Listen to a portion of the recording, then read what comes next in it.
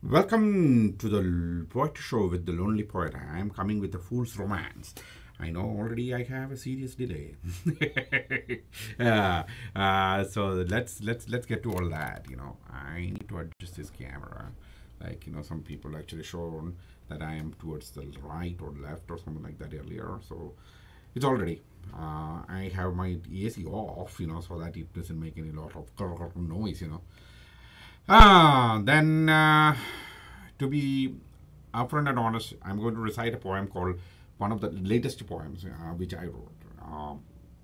The latest poem I wrote is called A Fool's Romance, and it is something that is I'm convinced I needed to write.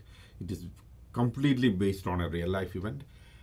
You need to go to lonelypoet.com and find A Fool's Romance and then click on the blog post and go and read, because the blog post itself came to 3 pages. I wrote the actual real life event, about 95% of what happened. I wrote exactly as is, so that people can be judged. Okay, that is the context I'm taking as is. I put it there, and that's the context. That means that is the real life event. From there, when you read the poem, you'll understand, okay, what happened in between. I make a dream. Then that dream need to translate to a poem. That's what this poem is about. So in between, so if I'm going to write an event as is, it becomes a narrative that can be some, say, 3 pages of prose can actually lead to about at least 100 lines of poetry. So you should imagine that's how it goes for me. Said all that, a little bit of water. Said all that, as usual, what is this poem about?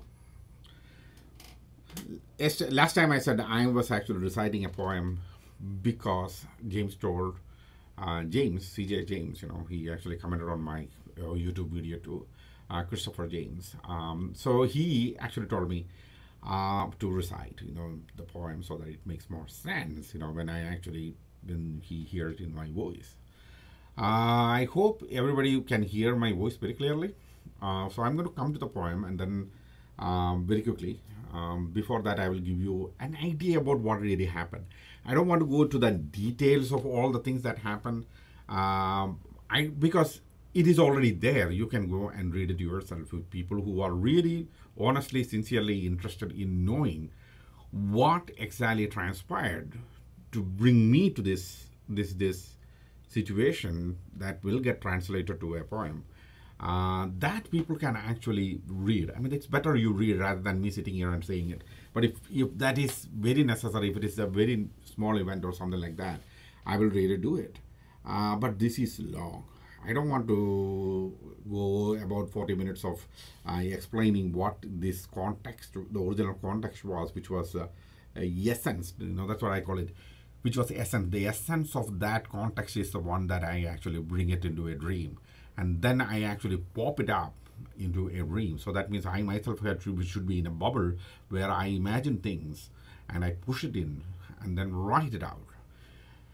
So before we go ahead and read the poem and say a bit more about this context and all those things, let me tell you, when a crime writer writes a crime novel, the crime writer actually really may go and look into real life events and then make a crime out of it. But that doesn't necessarily mean the crime writer is going to actually commit a crime, or the crime writer already did a crime.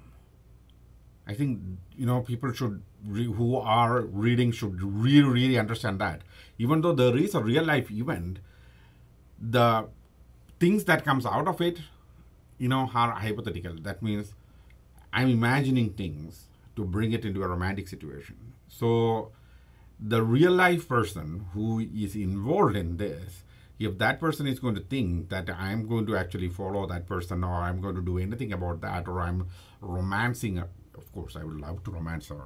I like her. I like her a lot. That I have to confess. My confession. Okay, no, not to any priest. But what I'm saying is, I need to say 2-3 parts of this, maybe coming into it, because there's a portion I was a little vague in this poem. So before I get into that, let me tell you, I have no intention of following up on many of the actions maybe I may be saying in this. But beyond that, there are portions that are dreams. Sometimes a dream may come. The scenarios of the dream may actually come in front. And it's very rare. I'm not going to say this happens often or I will go and try to make it happen. Sometimes, it happened to me once, not in this situation, in a previous situation that was I was in San Francisco. I will give you a brief idea about that. I was in San Francisco, and I was actually going to a place called, the Alcatraz. I was actually going to a place from there. I can get into a boat and go to Alcatraz. Because there was a concert in there. So I bought the ticket, I arranged everything, and I'm on my way. And on that way, I'm actually meeting these two girls. You are in San Francisco, you're seeing two girls alone, close. My first thought was these are some lesbian couples. And I was not even paying attention. I had this music player, this cumbersome music player, which I bought. I actually gave it to somebody. So this thing is with me and I'm listening to music, the bands that are going to play there. So I'm actually going there. It's like multiple groups are going to play. So I'm actually interested, very excited and interested in that part of things. I totally ignored these girls, just thinking, okay, well, a couple of lesbians, And one of the girls actually knew me. This is a real life scenario that is originating there, right then and there. And this girl was like, "You are Riaz." This is prior to Blog TV, prior to the Zanga, I think, Zanga.com. It's prior to Zanga.com because Zanga.com did not even happen at that time because when I was in Texas, that's when Zanga.com, I actually signed up for that blog. Then when a lot of these viewers and visitors started coming to me. This is prior to all that. This was sometime in 2002. And I met this girl. I was like, what's going on with you? I was like, who are you? He said, I know you. And I was like, how do you know me? Because even in my wildest, weirdest dream, I am not actually able to think that, somebody who may know me, somebody know that I exist. Because I write poetry, I put it into LonelyPoet.com. This is already meant for people whom I really meet, people who I really know, people who know me. They are the ones who are really readers. And there are some folks coming from different forums, poetry forums, things like that. And then here comes a girl, saying, I am, her name was Crystal. Yes, there is a name before that. Crystal is the only thing I remember right now. Because the connection was only very little. And it kind of went on from there. So this is a scenario which I actually bubbled up. Because this is a real life situation that came up and bubbled it up. I'm going to end it there because I already said a name, Crystal. I should not have. It is a slip of my tongue. I know, I right now remember the first name, but I'm not going to say that anymore because there can be a billion crystals out there. But Crystal is the, so... long story short, I'm going to shorten the whole thing up, so that people will, get an idea about what I go with that. That is the poem. That is the original life scenario, which I took. And I'm meeting her, in San Francisco. And later, that is the thought process I had. I was thinking about this girl in the back of my mind. There is a reason for that. Because when I actually reached there, both of these girls, she said, okay, I'm not in with this girl. I would like to be with you when we went to and got into the concert. So both of them were with me at that time. That concert went so wild, these girls were like dancing up and down. But in between, she had shown me something. Okay? Now I'm actually going to say what is it that she said. She actually was dancing and she was, spinning around like a ballerina. Now, most of the people who know me will understand where exactly I'm going with this. She was spinning like a ballerina, but that's not the thing. She came to me, and I was like, okay, will you take me? And I shut my eyes. Don't close your eyes. The exact words she said was, don't close your eyes when I'm coming to you with love. That's the thing. I was in 2005, maybe years later, I think 2005, 2006. I'm actually driving from Kansas to Milwaukee, and I was thinking about this whole event, and I was like, a ballerina's whisper. It's not. She's not even a ballerina. A ballerina's whisper. So you can imagine what is the original context I took, then spit it out. Then I was like, even then I didn't really get it. It took another time, because it is in 2007, I think. I was driving to 2005. I actually went to this thing. Yeah, 2005 when I was actually driving. It was 2005. That September, October, I was driving to New York from Virginia. It was 2005, yes. I remember the year. 2005, I drove to Milwaukee during the Summerfest in 2005. When I was driving in October, I was actually thinking, it's like ballerina's whisper, ballerina's whisper. What is the ballerina's whisper? Where is the ballerina? And I know that I cannot write about this girl. If I am going to bring the girl in, this will become an original life event. And this girl is a constant visitor of my site. And I haven't heard from her in a while, but probably she's coming there and looking at my site and reading. She don't speak a lot. But I don't want to do that. But what I did was, I was driving and I can see the entire, it's a sunset. I'm fasting, Ramadan fasting, and I'm driving and I can see the sun is setting and the colors in the sky was amazing. I was driving, but during sunset, even when I'm driving, I'm drinking water, eating some cake.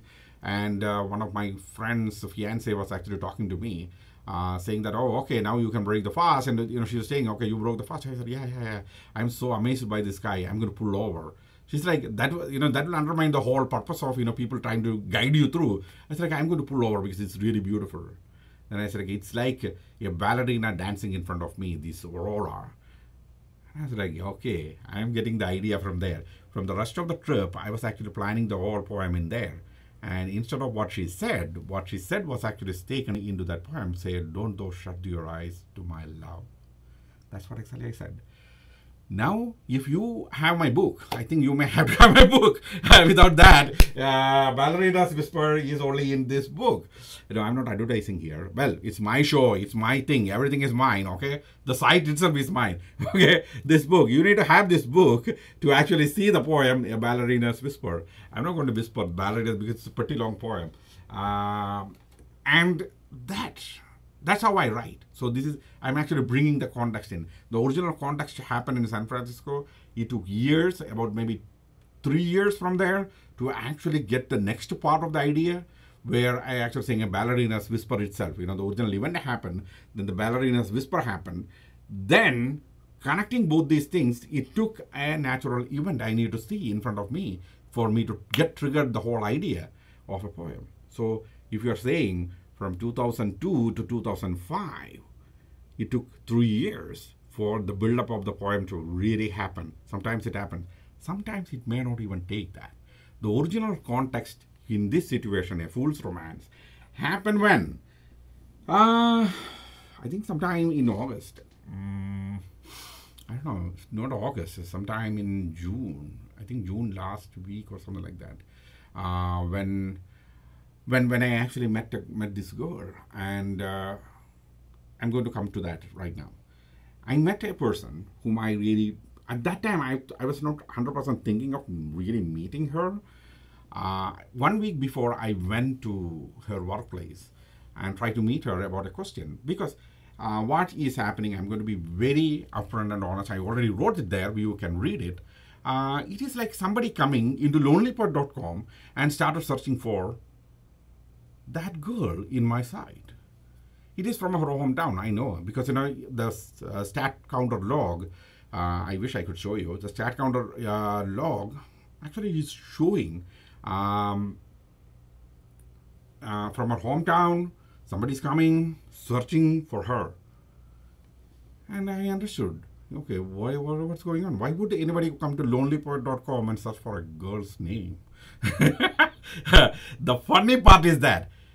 So I wanted to really ask her about that.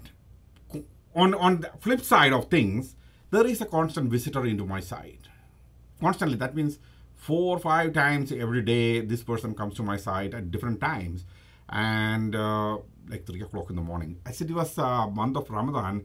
I wake up at 3 o'clock. Sometimes I make posts at 3 o'clock, 4 o'clock in the morning because I'm transferring a whole lot of poems from Facebook to LonelyPoet.com in this rebuild. And because I'm rebuilding, there is a situation. Hardly anyone comes there. Me and this person. Me and this person. So I was like, who is this? It's from Milwaukee.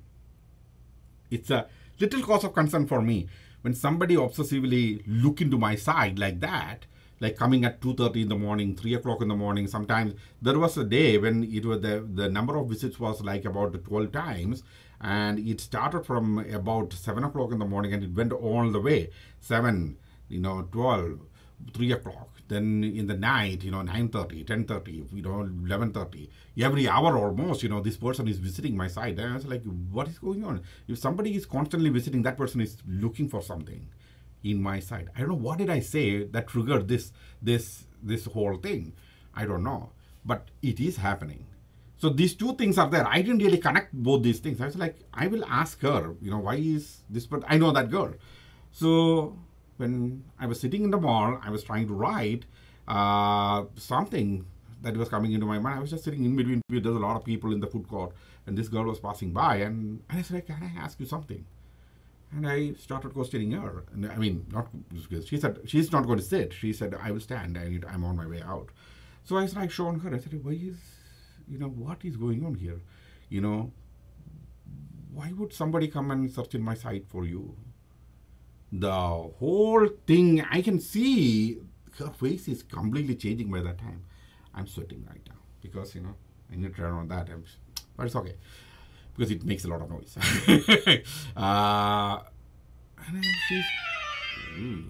And she was like, why do you think somebody should? Is there any reason? That's what she asked. That dialogues, everything I remembered back, and wrote it in there. Is there any reason for somebody visiting and looking for me, me in your site? I said, I had a mention of a nickname I used to call her when we worked together. I said, I mentioned that in some of my posts. And that's not even in LonelyPoet.com. It's in Poetry Box. My blog is in Poetry Box. I was like, but how can anybody know about that? I mean, hardly. Then she asked me, so you've been writing a lot about me in your site. And I was like, lot? I was wondering, what do you mean by lot? I said, how do you know this? He's like, I visit your site. So there comes the connection, the constant visitor. And I was like, but hearing this, I was like, my expression was this. I was like, oh my God, this is the person who is visiting my site. And I was like, why would you come to my site and look for what? Those are the questions I immediately come. I know because by that time she's so angry. It is going really, she's steaming. Probably she herself didn't understand how loud she was. And she's like, why? Why are you writing about me? Why are you writing? It's like that. And I was like, relax. I'm the lonely poet. I'm the only one who... I think the thing that came into my mouth was, I'm the only guy who writes in my site, So I was trying to lighten up the situation, but no. It's like, why? I said, I like you. That's why I'm writing. And the response was almost instantaneous. I'm in my mid-20s. You are much older. That's it. I think you may have seen some of the posts that says much older. This is what I'm taking as a context. So I think we are already at 19 minutes. I wanted to do it in 30 minutes, but I don't think it. I think this may go beyond that when I finish it. Because after this, I may have to come back to a situation which may actually trigger a debate. Because this being debated by me and a couple of atheists, people who are very, agnostic atheists, people. This is being debated. I will come to that point later. But this is the context, I actually took. There was this little more conversation between me and her at that time. Then there was a whole different incident that happened after that. But it all was, something I'm trying to push behind because as things need to move forward. But I am trying to push these things behind, and as things are moving forward, I don't want anybody to have a very animalistic feeling towards me, thinking that I'm some sort of a very weird person. Of course, like I said in the last show itself, I am weird. I have done a lot of weird things.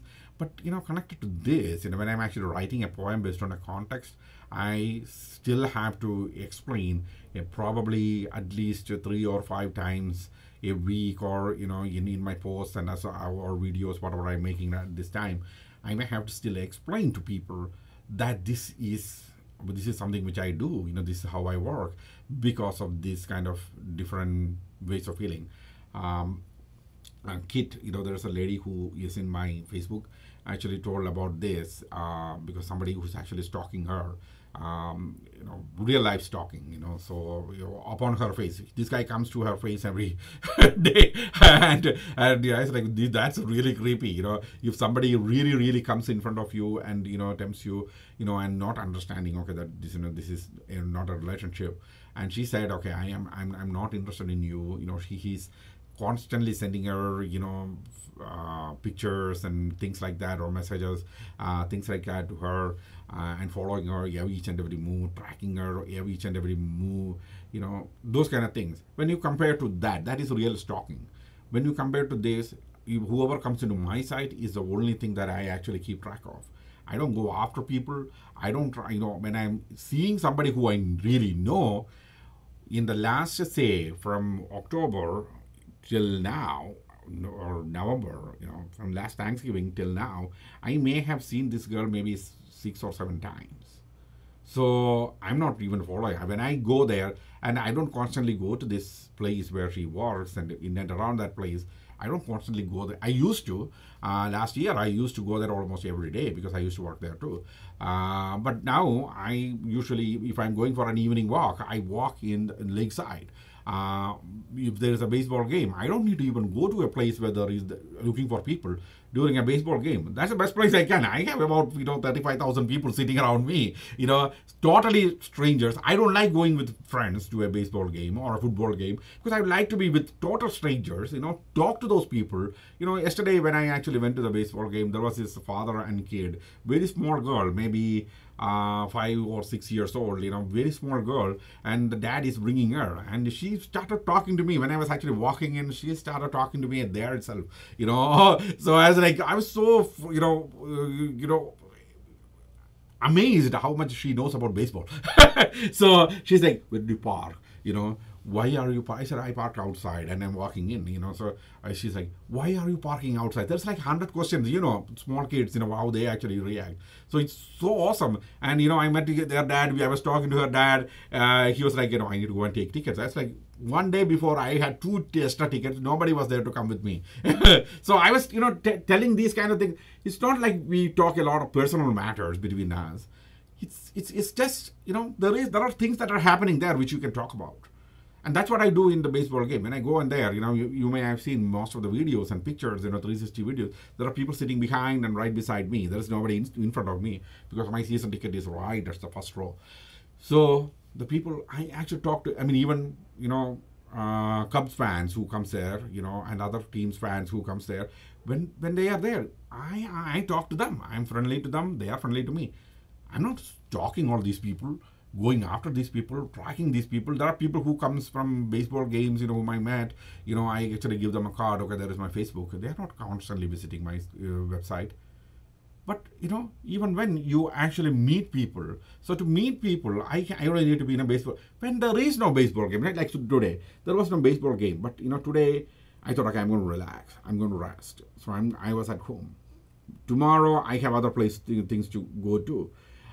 So I know I will be in constant touch with a lot of people. So in the weekend, I am busy. In the evening, tomorrow evening, I have a dinner to attend. Then today after, in the weekend, I don't know, I'm going to be crazy busy in the weekend. I'm going to Rockford to meet a friend, an old friend. I'm going to meet that friend. in Rockford.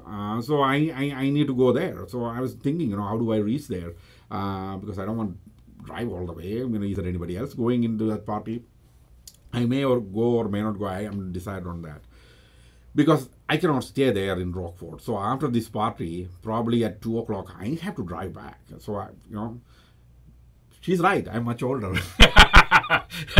See, that's how we need to get connected. So let me come to the poem with all these stories and blogs. This is like live blog, I'm saying about things that are happening. But there are a lot of personal things which I don't reveal in a show or on Facebook or on my other blogs and poetry, which I don't. I can't. Because that's too personal. When things are too personal from another person who's involved, usually it may go for a couple of years. Like what happened. Why now? I think you understand why I talked about the ballerina's whisper. Because it took 3 years, completely detached from her. She moved completely on from that connection. It was a very, very short-term connection. Matter of about 36 hours.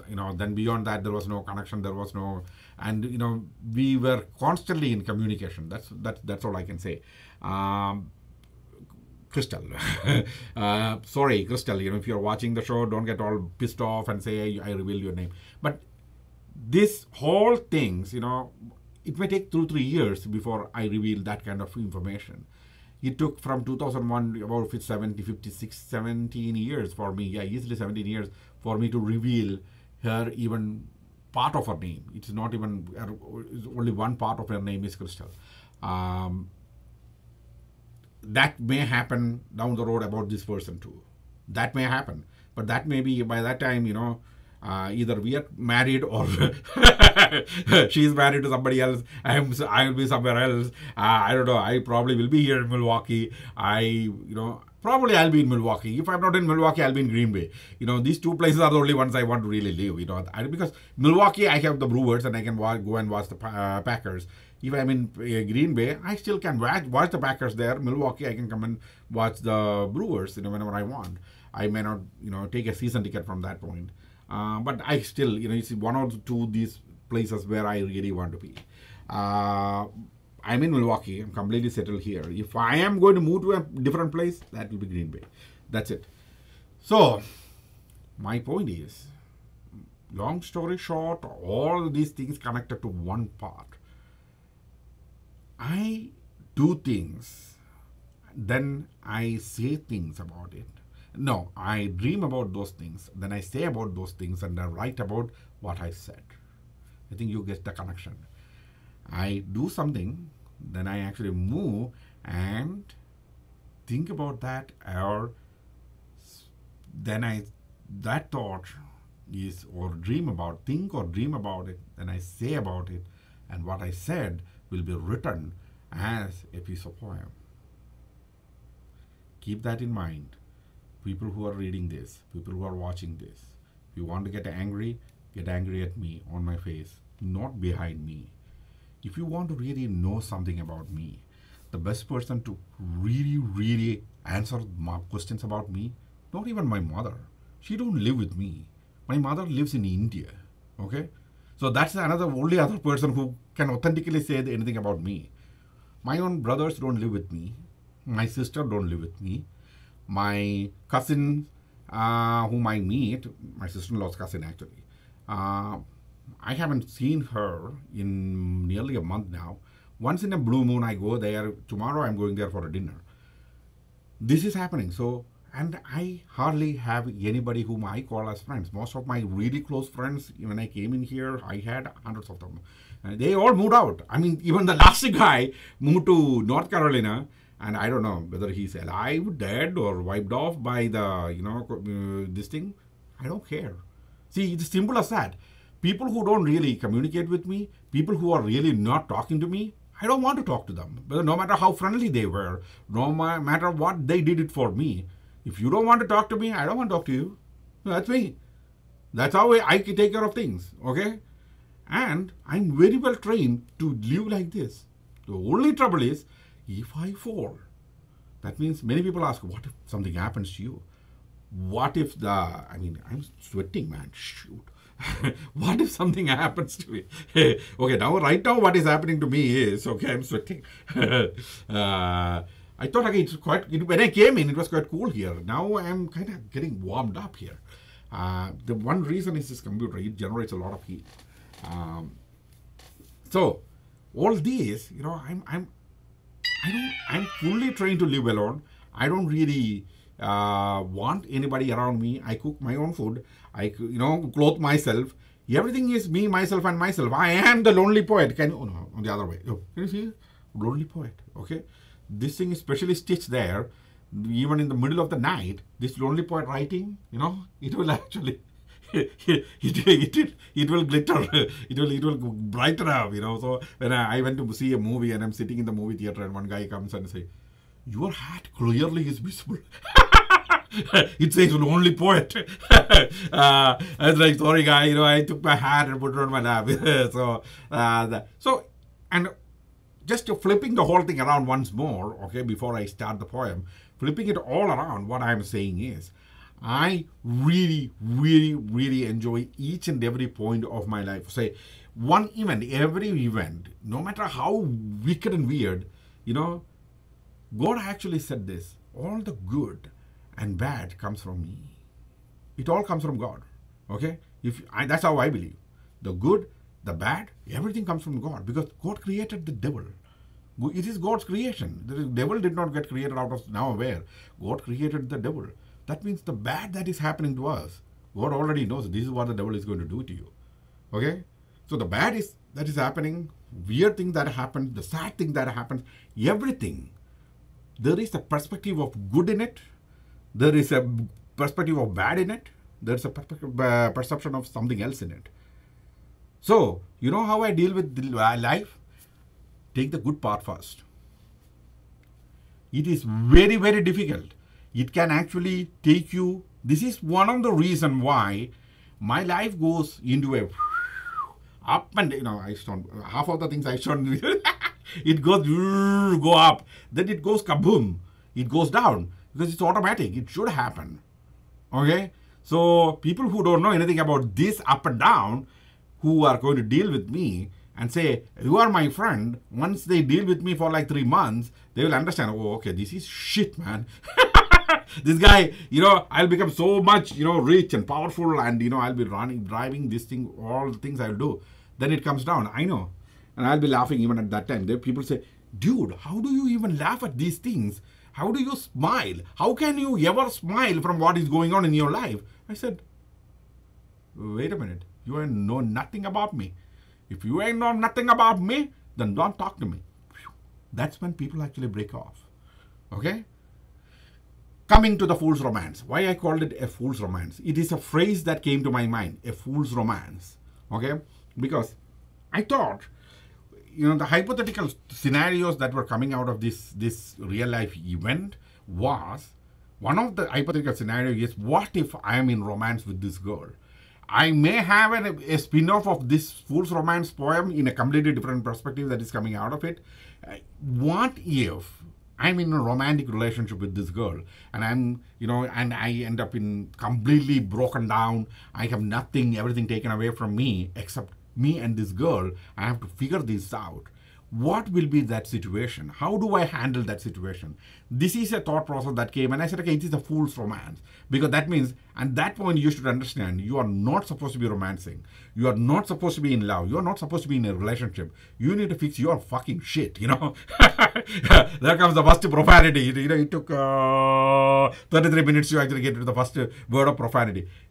Otherwise you are not going to see anything. You are not going to understand life, because shit happens to people.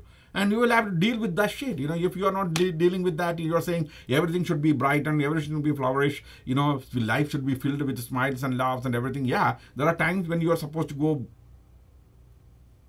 or cry if you want. You cry. But I hardly ever cry. I don't. I get tears in my eyes when really sad things happen. But I'm not a guy who's like, no, I don't do that. When I was young, I actually did that. I used to cry a lot. There was this one time when I was really crying. A girl who was studying with me, and she's like, why? Why are you crying? I'm not crying. Be like me. I don't cry. Even when people beat me, I don't cry. I was like, what, 5 or 6 years old. From there, I was trying all through my life not to cry. Not to cry. So it takes a lot of time to really practice that. You will feel sad. You will feel emotionally connected, emotionally detached, everything. But you don't have to cry. Tea time. Before we go into the poem. So I don't know which guys are watching this. If somebody is watching, they will be feeling horrible already, okay?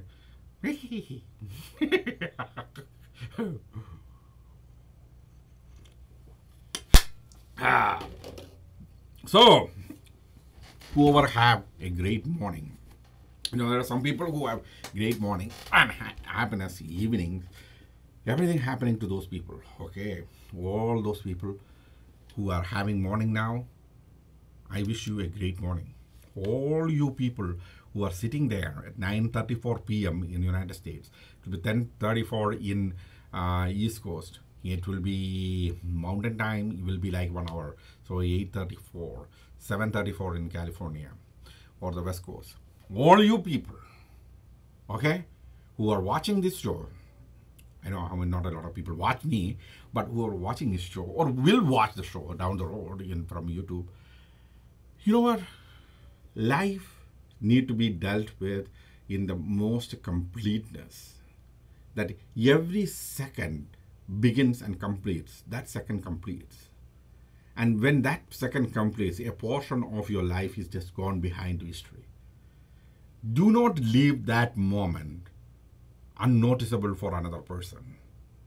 Whether somebody is going to take it with happiness, somebody is going to take it with sadness, somebody is going to take it with anger, do not leave it behind unnoticeably. Because if somebody is not noticing it, then it's not worth spending that second for anything. Look, you see, down the road, 12 years down or 100 years down, somewhere at some point, some people are going to find this video and maybe take one bit of lesson from that. One bit of it. And or maybe for once, they look at it and smile. You know what? It's worth it. My whole life is worth it. That's what this whole thing means. Now we will come to Fool's Romance. Ladies and gentlemen, I give you Fool's Romance. So far away, far, far away send dreams, away from the crookedness, for those dreams can find a way to peace.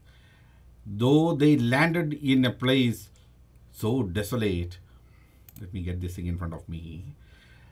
Mind and soul, the parents in silence wept. The drowning parents, oh, their children they saved from a world of machinations and manipulations of evil. Disguised as divine, oh, save them all, tying to floating eyes. Every dream in that land so desolate buried, where lava flown, in other points where land froze, even in summertime. The air so thick with poisonous fumes, through there a dream restlessly wandered. Ah, the dreamer of dreams, the man who loved, the faithful, the pious, and the most beautiful in his eyes. But the crooked world, evil world, oh, they ignored her mind, and the darkness of anger in her mind they injected, and he fell. Words of love in mind roamed like orphans in a battlefield. The mighty stretched world looked so small with faces familiar. Ah, drama of the lost lover, another time, world in vengeance. So their laughter broke the dreams one by one, and to desolate land flew. The dreamer fell, and his mind filled, and his mud-filled face none can see. When she thought what she thought, his mind can't read. Still a blessing he left. And through the crowd so strange he walked and walked and walked. Then from the depth of soul a strange whisper he heard. The whisper that sprouted another 1,000 dreams. But all fell apart as nothing but dark clouds spitting lightnings he saw. No more fool's romance I need. He screamed, and away he tried to run. Then from near a real voice filled with apologetic tears he heard, With eyes closed, there he stood with nothing to gain or lose. In mind's eyes, so desolate lands where the restless dream wandered, everywhere sprouted millions of dancing flowers spreading scents of love. When eyes he opened, saw the smile of her, new life of a romantic dream.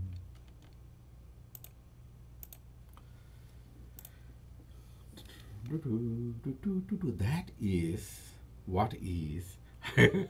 I will say something more before I wrap this whole thing because it's already 40 minutes. I was thinking about 45. Initially, I thought I can wrap it into 30. I know it's not going to happen. Okay, it's a long poem and a long explanation. That is a fool's romance. So I ended the poem with this thing. Okay, what if? That's why I said, okay, there is a portion of this is a dream is, okay, what if this whole thing becomes, a real romantic relationship? What will happen?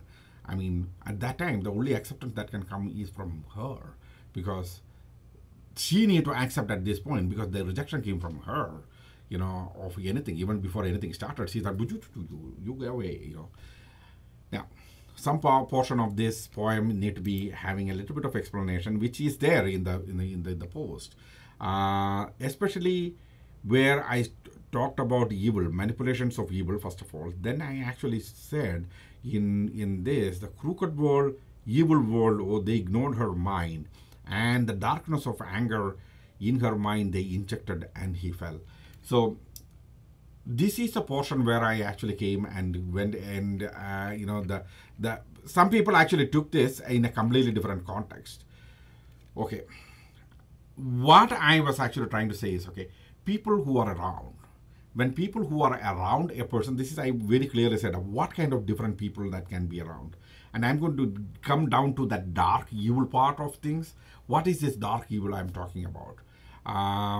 The dark evil I am actually talking about is this person can be influenced by who all can really influence. This is what I'm saying. Either she should be very badly drunk, okay, or a junkie, or somebody actually influenced her. The chances are, I know this girl. She's not a drinking type or a junking type, from my understanding. She's not. Then what is she? What is the problem? I mean, it can be somebody trying to influence her for whatever reason. Sometimes, you may be surprised of what small reasons people show to actually get a person's attention, and bring that person to a scenario which of a dark evil mind, because they may need only a small gain. They destroy lives, because of this. So how are we going to deal with those kind of people? We may have to, for me, that's one of the reasons why I keep people at their hands stretch. I saw Downton Abbey today, one of the episodes, and they say, keep at their hands distance. I keep everybody away in that distance. I don't want anybody to be, inside of my, don't come into my comfort zone. Only my girlfriend gets to actually be in that comfort zone. I will not let anybody else other than that. And currently I have no girlfriend. So you understand. So I keep that distance. The reason is their influence will come. Good, bad, and evil influence will come. Some people will just say gossip. Some people out there, yesterday in the last one, I said, okay, compulsive liar. It is part of this. It is all part of this. The compulsive liar came about this. I'll detail about that, but let me tell about the evil part of things. The evil part of things is, okay, there is an evil part of things which you may not even identify.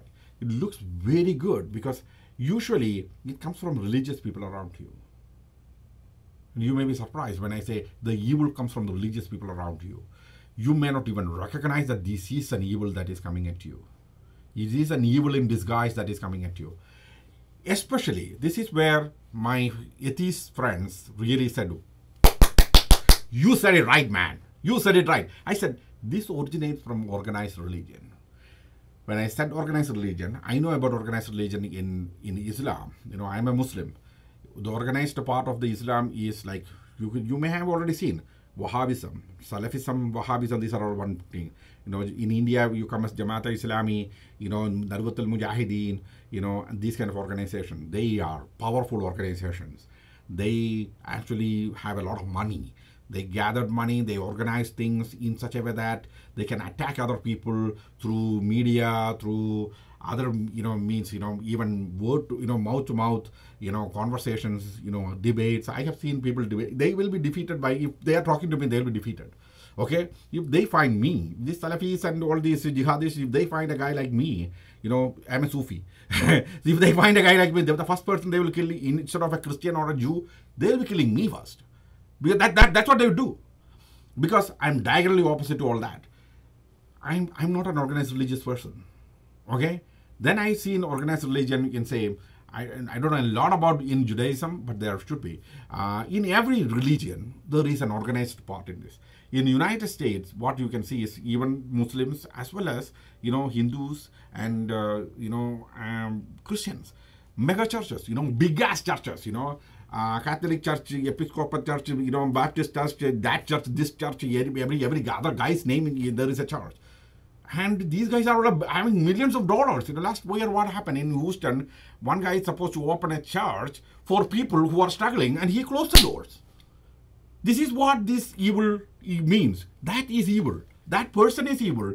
That person has got nothing to do with God. He is nothing to do with any church. His church is meaningless. His, like the same like ISIS, they are terrorists. They are not killing you, but they are slowly taking your blood away.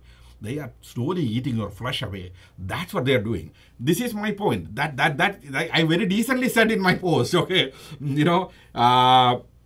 this is, I will read it out for you. Okay, foreign friends relationships, and then I said, who hate these kind of relationships, church, mosque, temple people who don't want to lose a faithful, etc., etc., etc. So I put all these people into one group, evil. They are evil people. The last group is the worst. The evil many organized religious people does is not very easy to understand for the faithful. Trust me, I am a believer in God, and I believe my faith is a matter between me and God and not a matter between other people and me. So I twisted that into a lesser offensive way of saying it. Now I am not caring about that. There is vagueness in there. Now the vagueness is cleared. This is what exactly I was trying to actually say when I meant, evil people coming from faithful. That is where the danger is. The organized religion, many people actually, I don't know about this situation, whether this girl is even going to any church or a temple. I don't even know what kind of a, whether she is Catholic or Protestant or Baptist or anything. I don't know. I really don't know anything about that. But I'm saying one of the possibilities is that, usually these days I have seen a lot of people getting manipulated like that. Marriages have completely been destroyed because of this. Because of this, they go to church. One of my very close friend, actually her husband started going with this, they have two fantastic children. They both, she don't go to church, this thing, but he started going to this church. And this group of church, I'm not going to name anybody because that's not fair. I can name those people, but I'm not going to name them either. The church especially, I'm not going to, because they started going to church, eventually started speaking to these ministers and pastors, and I don't know what all things you have there in the church, in the Christian church. But eventually what happened, their marriage completely broken down. He's saying, she's a fucking bitch, man. Once this guy is coming, I'm sorry about the language, but he's saying, you're talking about your wife, isn't it? Yeah. And she is making my little girl a bitch. I was like, that girl is 14 years old. And if you are ending up with that, I said, okay, dude, listen to yourself. Listen to yourself, what you just told me. You're talking about your wife and your child, and you are calling them evil people and wild people and weird people, and you are calling them bitches. Your own daughter. The boy is very small. I mean, he's only like 7 years old.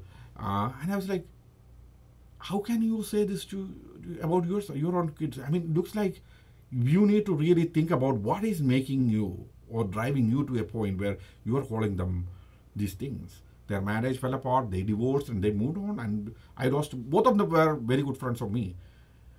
Apparently, I lost both of them because she moved out to somewhere else, he moved out to somewhere in Ohio. They're all gone, and these kids who are seeing me something like a godfather, they don't even communicate. We don't communicate. How can I don't even know. You see, if I'm in front of a kid, I can actually talk. On the internet, to chatting or WhatsApp or things like that, what am I supposed to tell a 14-year-old? I don't even know how to communicate. There I have hands off, man. I can't. So that's where it's at. We hardly ever talk.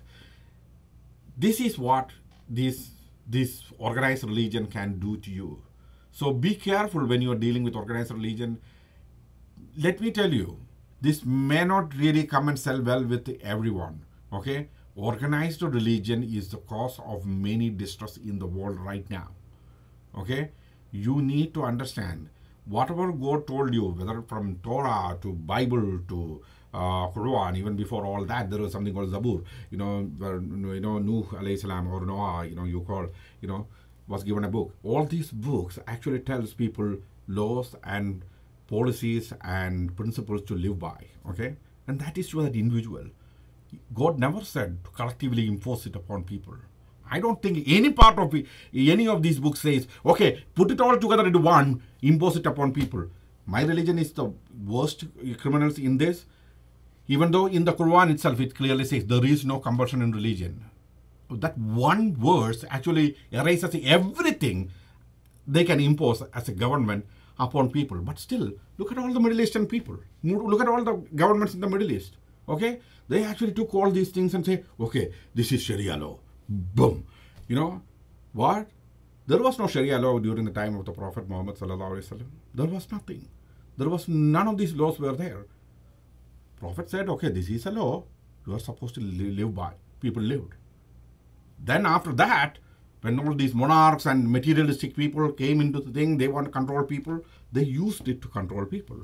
And now everybody is, there's a one group thing, okay, there comes Sharia law. Recently, Anna, my own friend actually tagged me in a post saying that you may want to explain. I said, I'm not going to explain this. You might want to explain Sharia. I said, I don't know Sharia law. I don't really have a Sharia law. Okay? I follow each and everything according to, there are 4 schools of thoughts in Islam that actually space. Okay? This is the actual way you do things. So it is a way of life for me.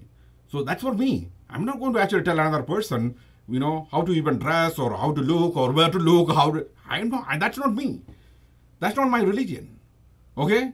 Many people who may have different perspectives about it, that's their problem, not my problem. Let them deal with that with God. And, I don't care. You deal with it. Whether you get punished or you get rewarded for that, enjoy or cry or, bury yourself and put there and put a toilet potty as your headstone. That's what you should do. So, coming down to the next part of the compulsive liar. Okay.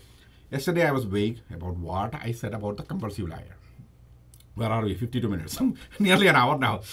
The compulsive liar was, okay, I am going into a store and the person I'm seeing actually worked with my girl before. I don't know anything about whether when she left the job or anything. I don't know anything about it.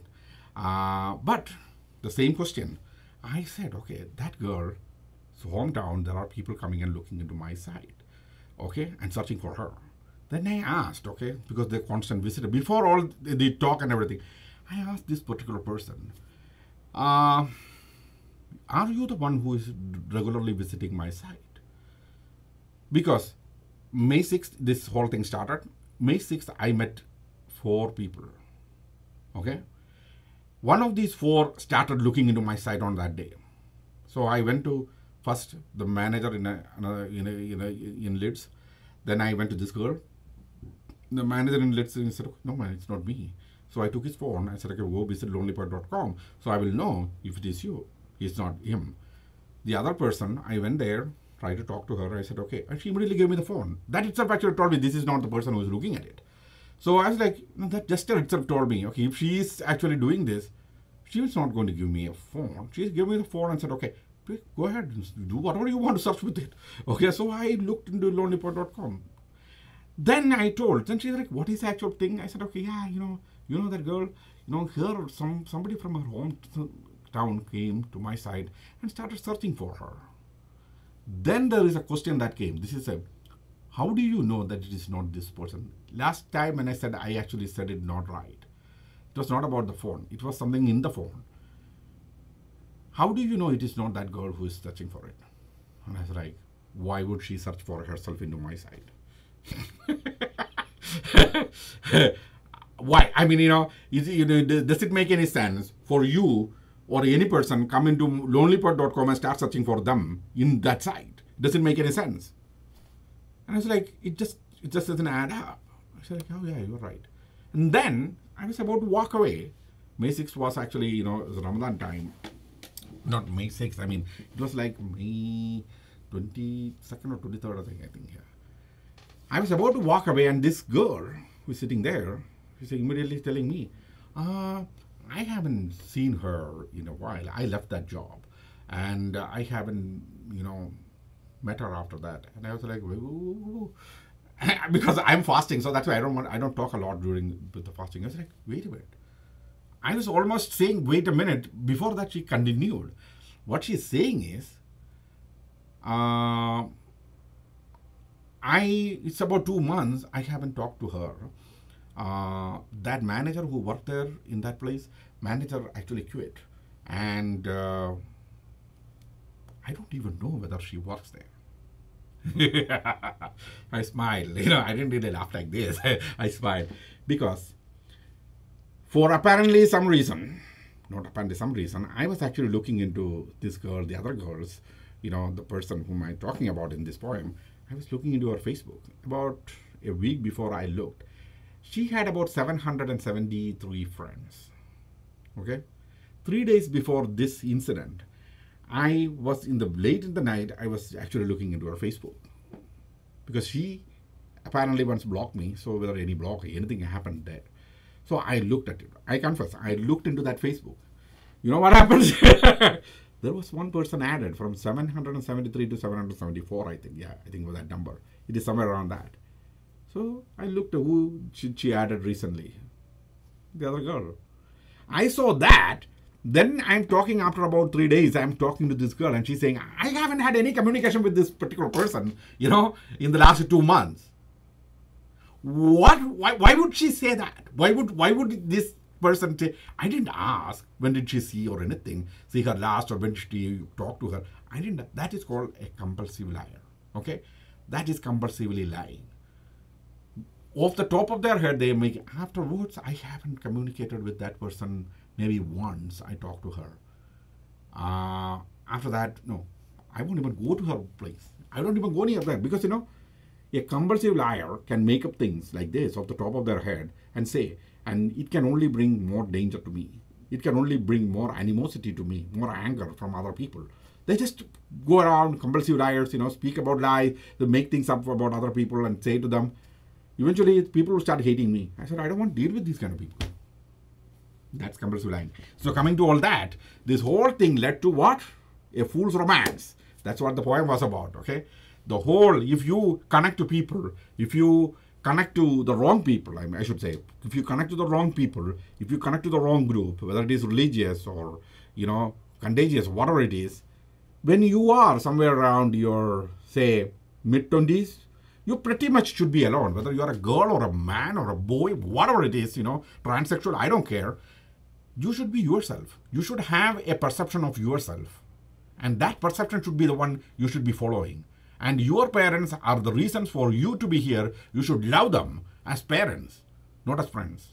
Okay? You should love them. I'm not saying you should leave them altogether. You should take care of them when they need you. They already taken care of you when you needed them. Now it's time for you to be you and take care of things. Mid-20s is not young. Mid-20s is not too young. Mid-20s is matured age. And at that age, especially for a girl, that girl should take care of herself, should have a perception of herself. Whether it is religious group she's involved, whether it is social group she's involved, whether it is work group she's involved, she should be taking care of herself. She should have a perception for herself, and that perception should be the one she should be following instead of anything else. Based on whether that is based on religious laws or social laws or ethical laws, it doesn't matter. That should be the guiding force. If she don't have a perception of herself, she's a lost cause. There I end it. Have a fantastic night, everybody.